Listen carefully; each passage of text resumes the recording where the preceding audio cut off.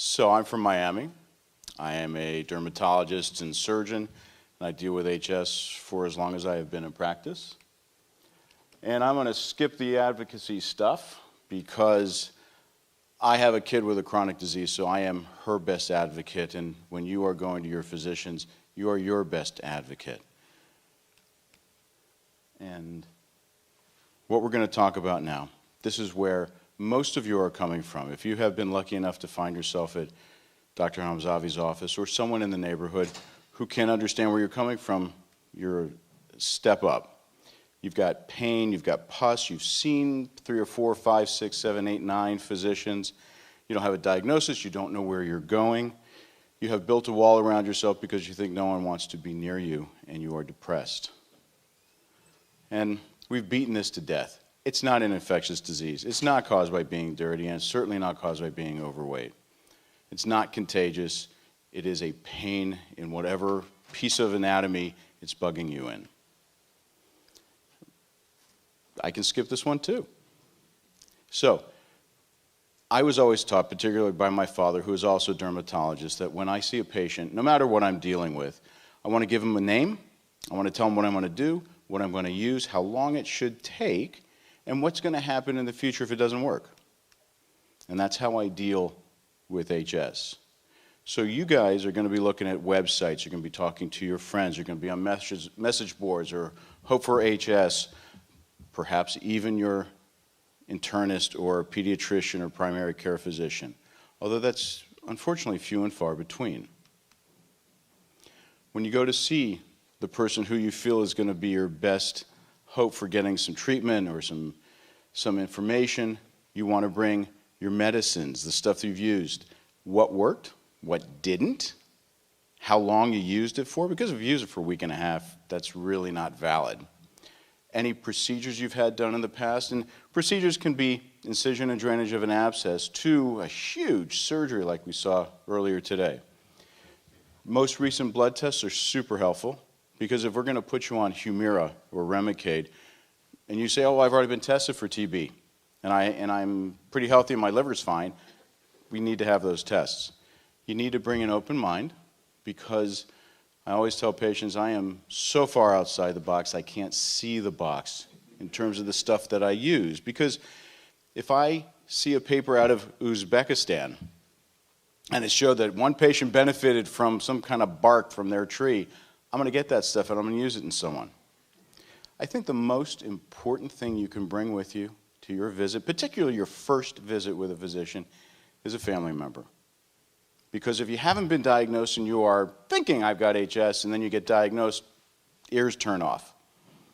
And your family member is going to be there and they're going to be the one writing everything down because you're going to be sitting there, shit, I have HS. I knew it, but now I really know it. And it's good to have someone there to be your memory aid. What we do, intralesional.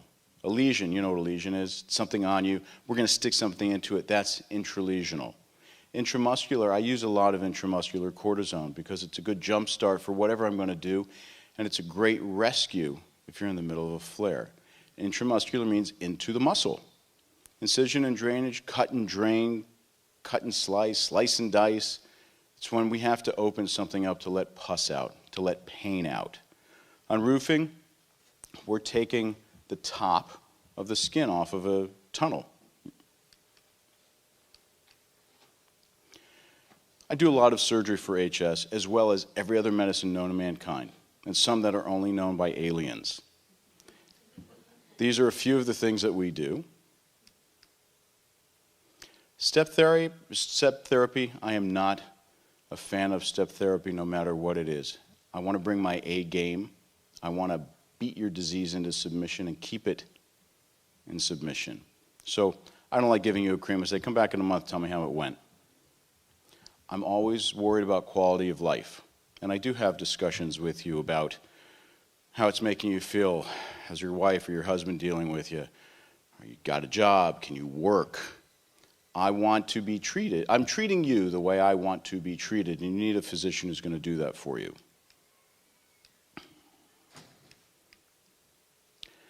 Is your physician empathetic? Is he or she, and I'm going to say he because that's what I usually say, is he sitting there on the chair listening to you? Body language, greater than 50% of any conversation, and it's the nonverbal part that you're looking for. Do you feel you're being heard? Or is he asking you about your mental health? Is he confident that he can fix what's going on with you? And I use fix in a loose term to get you better. That's the point. To get you to be comfortable, to get you to be able to function in your activities of daily living, to be you. Is he really getting annoyed when you keep asking questions that you think are really important, but he thinks are really stupid? There are no stupid questions, just stupid people. So if he's not listening to you, you need to find someone else. And how do you connect with the office? The doctor may be great, but the office may be a morass, a swamp through which you've got to slog, and sometimes you fall right into the quicksand and you never come out. Is he talking to you about Family Medical Leave Act? Is he talking to you about handicap stickers? Because this thing handicaps you. If you can't walk 20 feet without bleeding or dripping, that's worth a handicap sticker, at least for the interim. Got one more minute. The takeaway. There are medicines out there that help with HS. I look at you as doors, and I've got a big janitor's key ring full of keys. Some of them won't even go into the lock. Some of them will go halfway. Some will turn. Some will open the door. So some of the things work for some of the people some of the time. I'm looking for the thing that works the best for the most.